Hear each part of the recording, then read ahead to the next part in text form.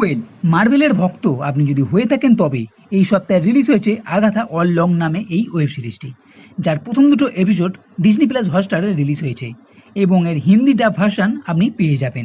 যদি আপনি 2021 সালে ওয়ান্ডাভিশন নামে এই ওয়েব সিরিজটি দেখে থাকেন তবে আগাথার কাহিনী সেখান থেকেই।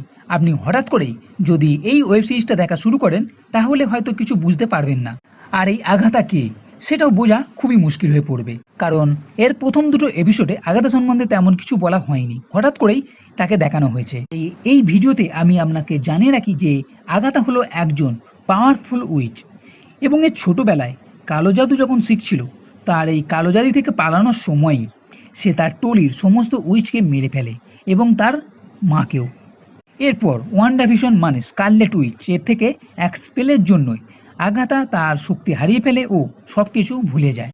আর এখন 2024 সাল থেকে মানে বর্তমানে এই কাহিনী শুরু, যেখানে আগাথা নিউ জার্সি শহরে এক পুলিশ অফিসার এবং একজন মার্ডারের কেস দেখছে। কিন্তু একটা ছেলে যার নাম গোদ, সে আগাথাকে তার উপর যে জাদু হয়েছিল সেটা থেকে বার করে।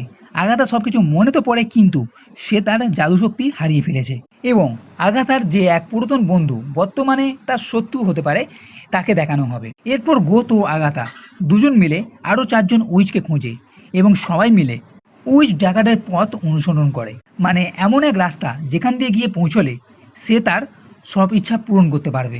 এবং এই জিনিসটাই আপনি আগাথার প্রথম দুটো এপিসোডে দেখতে পাবেন। তবে প্রথম দুটো এপিসোড যে খুব একটা ভালো হয়েছে সেটা বলবো না, মোটামুটি একটা সাধারণ গোছে লেগেছে।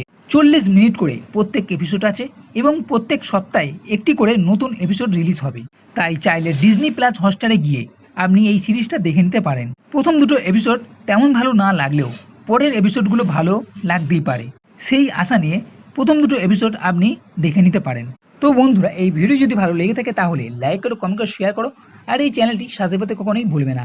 এই ভিডিও দেখার জন্য ধন্যবাদ।